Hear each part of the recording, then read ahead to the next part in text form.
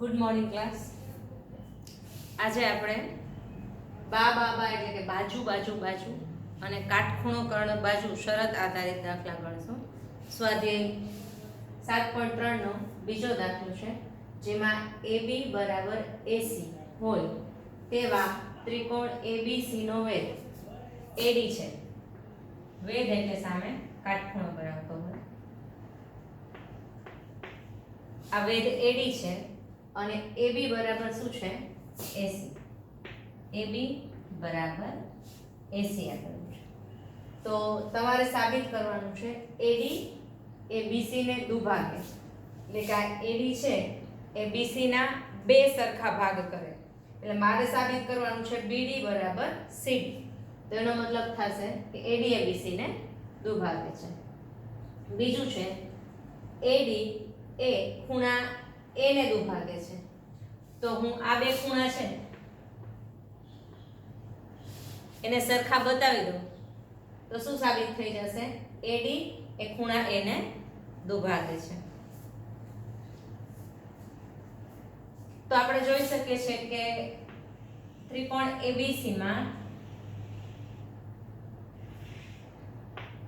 બાજુ BC ઉપર આપણે વેધ લીધો છે, તો ઈ ત્રિકોણ છે એ બે ત્રિકોણમાં ડિવાઈડ થઈ જાય છે.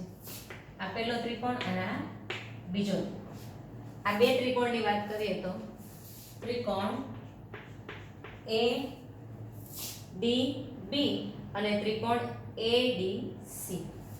ત્રિકોણ ADB અને ત્રિકોણ ADC માં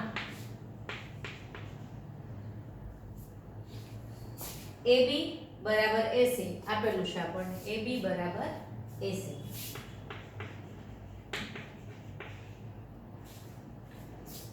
ખૂણો D બેયમાં કેવો છે? કાટખૂણો. એટલે ADB ખૂણો ADB બરાબર ખૂણો ADC કેવા છે? કાટખૂણો. અને આ બે ત્રિકોણમાં AD બાજુ છે એ કેવી છે? સામાન્ય છે. AD બરાબર AD સામાન્ય બાજુ. જો આ કાટખૂણો હોય તો AB શું થશે? કર્ણ થશે. અહીંયા પણ D કાટખૂણો છે તો AC શું થશે? કર્ણ. તો AB બરાબર AC શું છે? અહીંયા કર્ણ છે. તો કાટખૂણો કર્ણ બાજુ એટલે કઈ શરત આવી આપણી? કાકબા શરત મુજબ આ બે ત્રિકોણ છે એ કેવા થશે? એકરૂપ થશે. એટલે ADB એકરૂપ ADC થાય. તો આ બંને ત્રિકોણ છે એ કેવા થઈ ગયા? એકરૂપ થઈ ગયા. તો બે ત્રિકોણ ત્યારે એકરૂપ થાય જ્યારે એના અનુરૂપ અંગો પણ કેવા થાય? સમાન થાય. તો આ ત્રિકોણની વાત કરીએ, ત્રિકોણ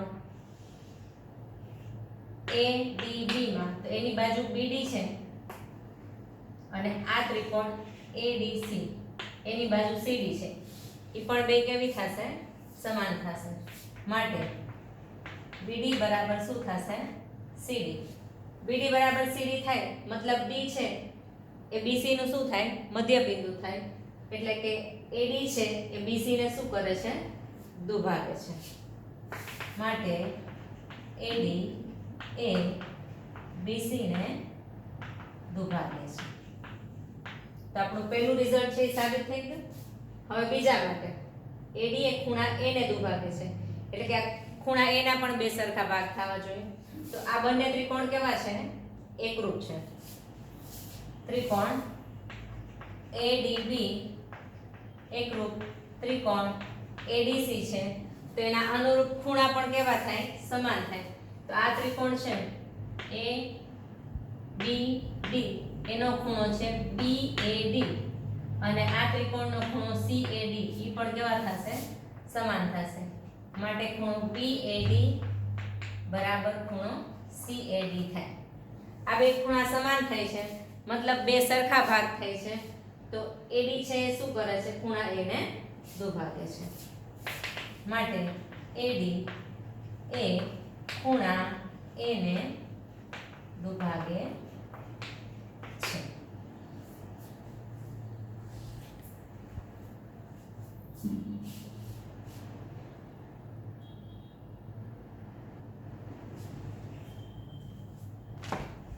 દાખલા નંબર 3 છે ત્રિકોણ ABC ની બે બાજુઓ AB અને BC તથા મધ્યગા AM, એટલે કે આ ત્રિકોણ ABC ની એક બાજુ AB, બીજી બાજુ BC અને મધ્યગા AM.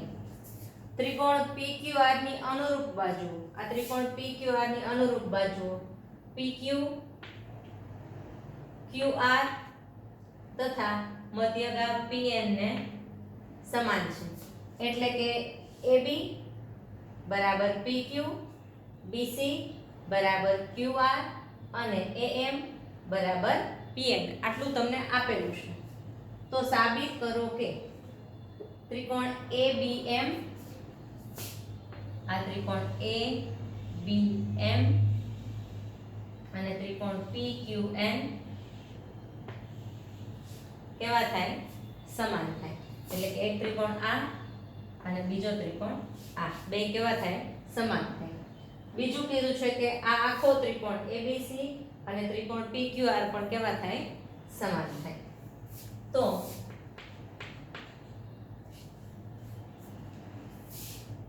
AM છે એ BC પરની મધ્યગા છે, માટે M છે એ BC નું શું થશે? મધ્ય બિંદુ થશે.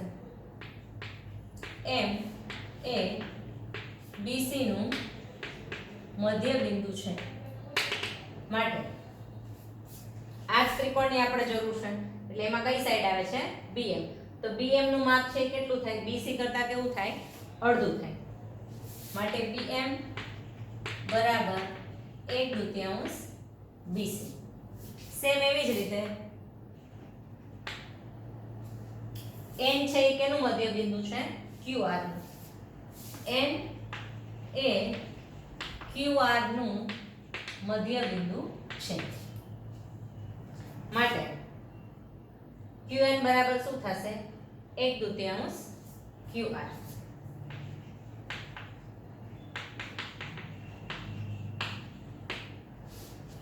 હવે આ બે ત્રિકોણ લઈ લે, ત્રિકોણ ABM અને PQN માં.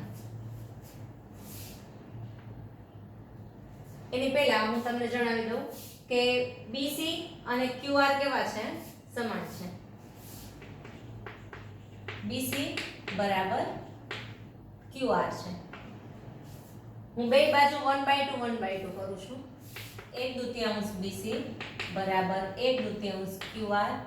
તો મને શું મળશે? 1/2 BC ની જગ્યાએ શું આવશે? BM. અને 1/2 QR ની જગ્યાએ શું આવશે? QN. તો BM અને QN પણ કેવા થઈ ગયા? સમાન થઈ ગયા. હવે આપણે આ બે ત્રિકોણની વાત કરીએ. તો ત્રિકોણ ABM અને ત્રિકોણ PQN માં AB બરાબર શું આપેલું છે? PQ. AB બરાબર PQ. BM બરાબર QN. BM બરાબર QN આપણે હમણાં સાબિત કર્યું. BM બરાબર QN. અને પક્ષમાં જ આપેલું છે ઉપર તમને AM અને PN કેવા છે? સમાન છે. એટલે AM બરાબર PM. તો આ બાજુ છે, આ પણ બાજુ છે ત્રિકોણની, અને આ પણ શું છે? બાજુ. તો બા બા બા શરત મુજબ આ બે ત્રિકોણ છે એ કેવા થશે? સમાન થશે. ત્રિકોણ ABM એકરૂપ ત્રિકોણ PQN થાય. તો પહેલી કન્ડિશન આપણી સાબિત થઈ ગઈ. ત્રિકોણ ABM એકરૂપ ત્રિકોણ PQN થઈ ગયા સાબિત. હવે આના માટે હવે જો આ બંને ત્રિકોણ એકરૂપ હોય તો એને અનુરૂપ અંગો પણ સમાન થાય. તો આ ત્રિકોણમાં ખૂણો ABM અને ખૂણો PQN બે કેવા થશે? સમાન થશે. માટે ખૂણો AB ABM બરાબર ખૂણો PQN થાય.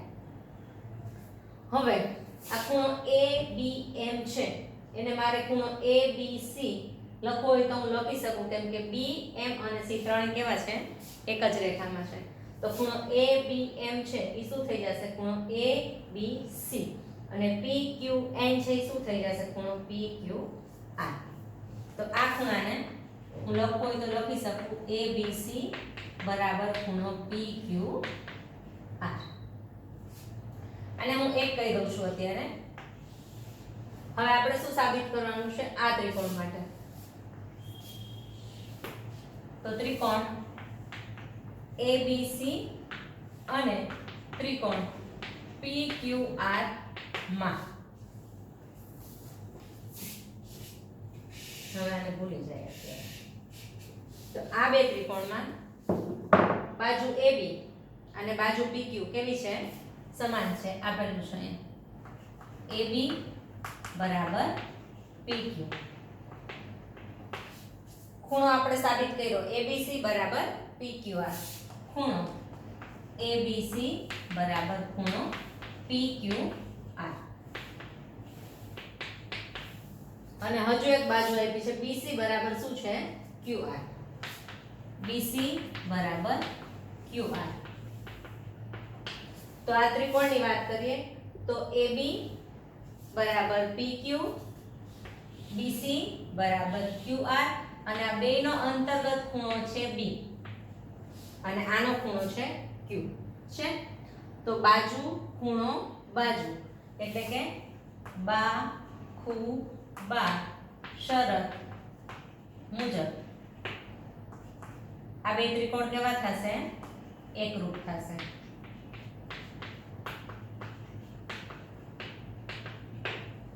જે આપણે સાબિત કરવાનું હતું.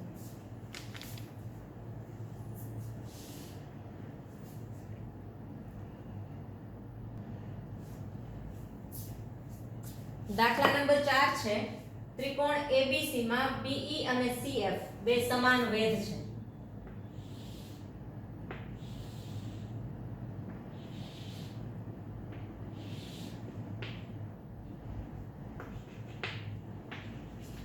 આ છે આપણો ત્રિકોણ ABC, આ BE અને આ CF. આ બંને કેવા છે? સમાન વેધ છે. હવે આપણે શું કહેવાનું છે કે ત્રિકોણ ABC છે એ કેવો થાય? સમ દ્વિબાજુ ત્રિકોણ થાય. તો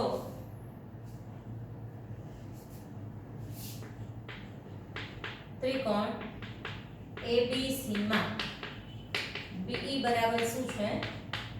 CF છે. તો અહીંયા આપણને બે ત્રિકોણ મળે છે. ત્રિકોણ